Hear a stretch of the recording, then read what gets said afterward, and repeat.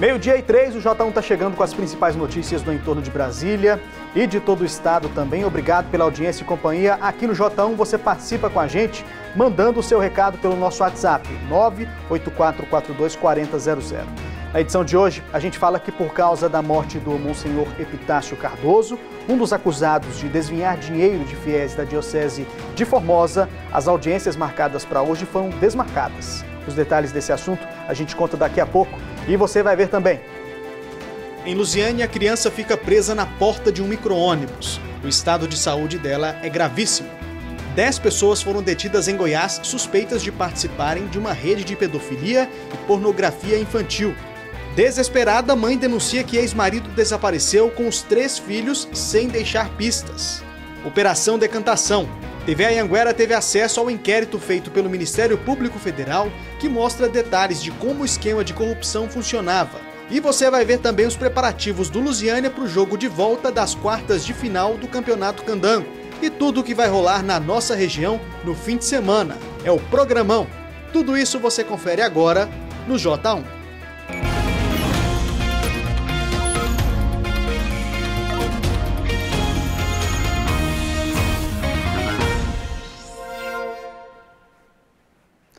Ótima tarde para você.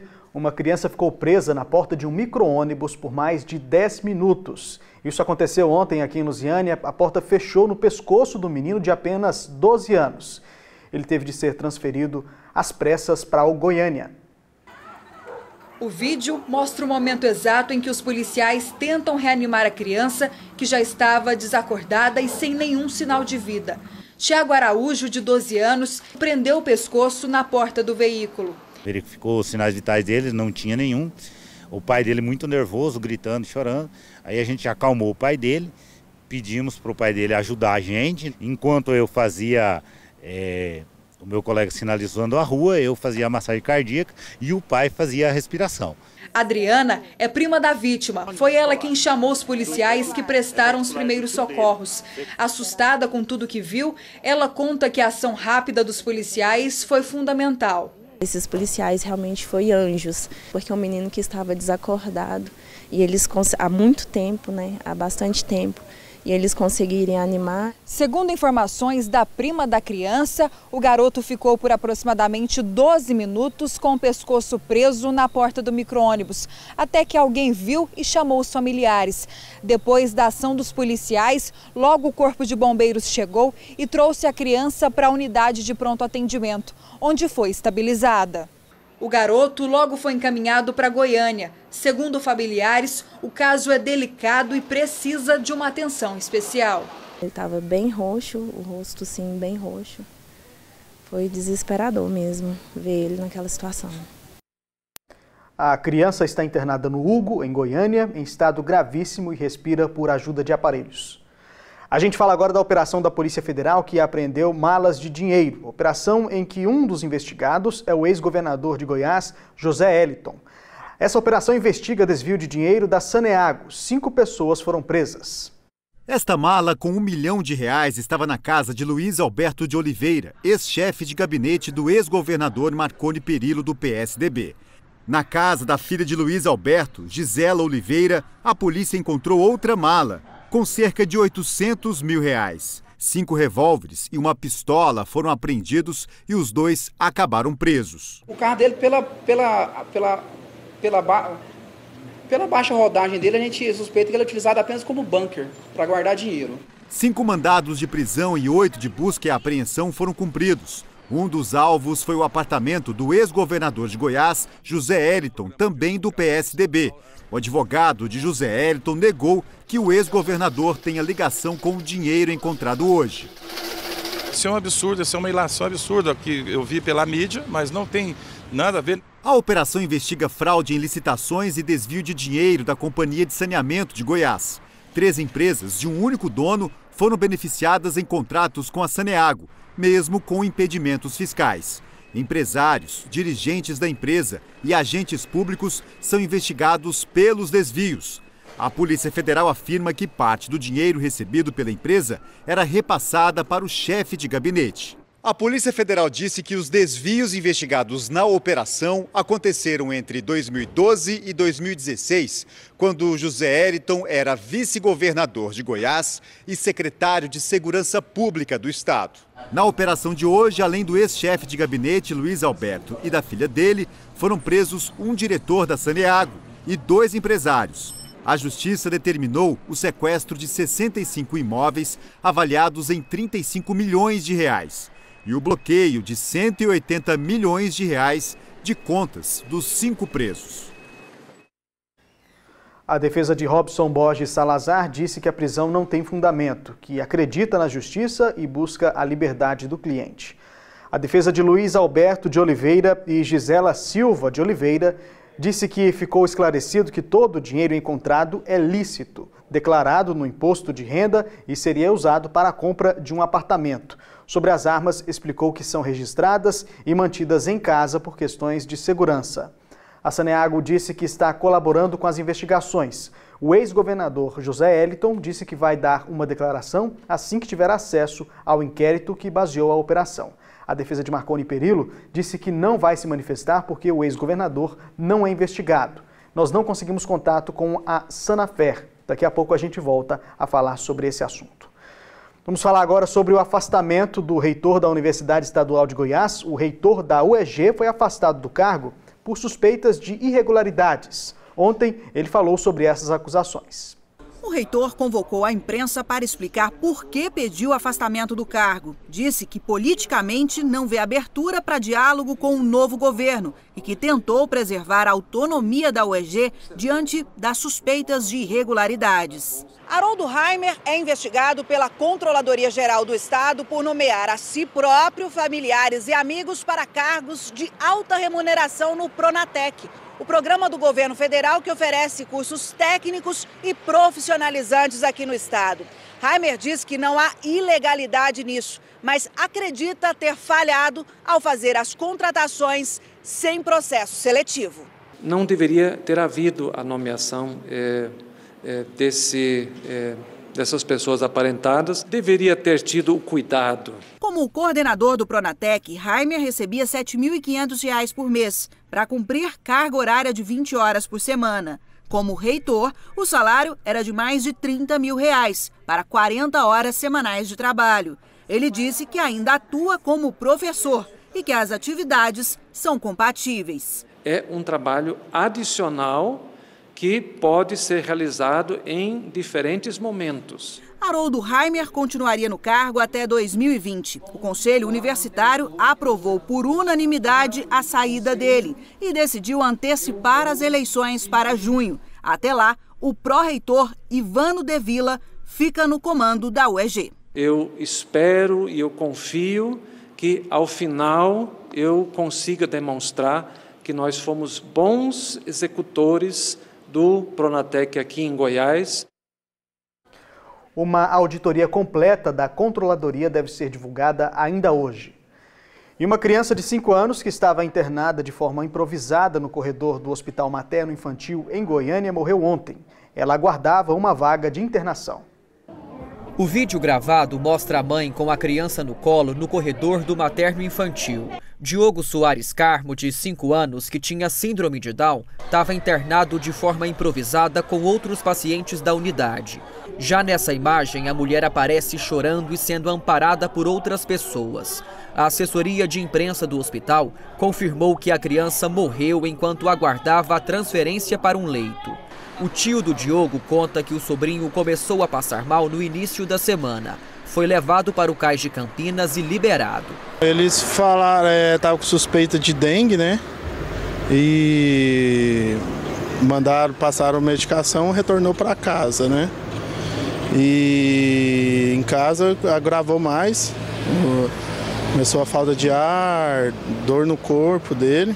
Voltou com ele para o materno infantil e lá ele veio a óbito. O hospital disse que o menino deu entrada na unidade na madrugada dessa quinta-feira. Ele foi atendido por um pediatra medicado e aguardava por uma vaga de internação na cadeira de um dos corredores. Segundo o hospital, no início da tarde, o estado de saúde da criança se agravou. O menino não resistiu e morreu nos braços da mãe. É complicado, né? Ainda mais com ele, o Diogo é uma criança especial, né? É assim, é meio complicado, né? Tristeza, né, gente? O Hospital Materno Infantil disse que o menino chegou no hospital na madrugada de quinta-feira. Foi atendido por um pediatra e permaneceu nas cadeiras com a mãe recebendo o tratamento prescrito e aguardando a vaga em um leito. O hospital disse também que o quadro da criança agravou e não respondeu às manobras de reanimação. O Materno Infantil disse ainda que o corpo do Diogo foi encaminhado para o Serviço de Verificação de Óbito para a investigação da causa da morte. Intervalo comercial e na sequência a gente fala sobre uma operação da Polícia Federal que busca combater os crimes de abuso sexual infantil. Ainda nessa edição, a gente fala sobre os desdobramentos da Operação Caifás. Hoje seriam retomadas as audiências com os acusados e a reclamação dos moradores do Parque Estrela d'Alva 5. Dá só uma olhada aí como é que está a situação por lá, ó. 12h14, voltamos daqui a pouco.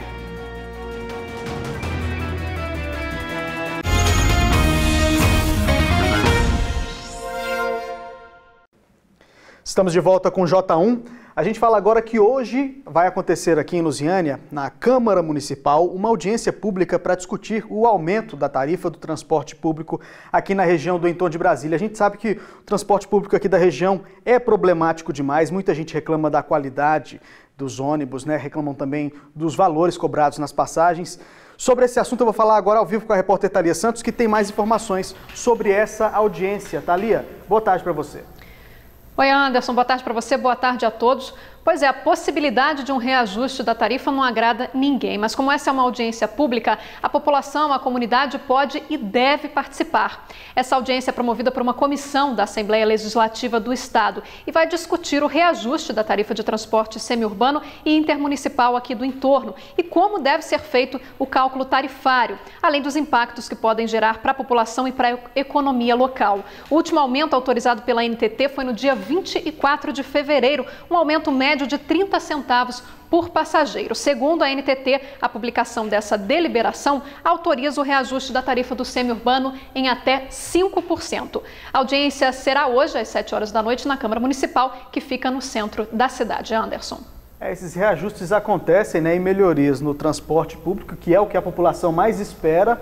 Até agora a gente não viu por aqui, né, Thalia? Então, é muito importante a participação de toda a população para estar cobrando do poder público melhorias no transporte público e também para que vejam bem essa questão do reajuste da tarifa do transporte público aqui da região. Thalia, obrigado, viu? Bom trabalho para você.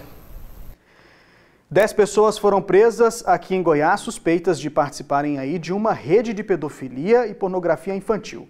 A polícia disse que a pessoa que mais compartilhava vídeos no país é um comerciante de Itumbiara. O homem de 33 anos foi preso em Itumbiara.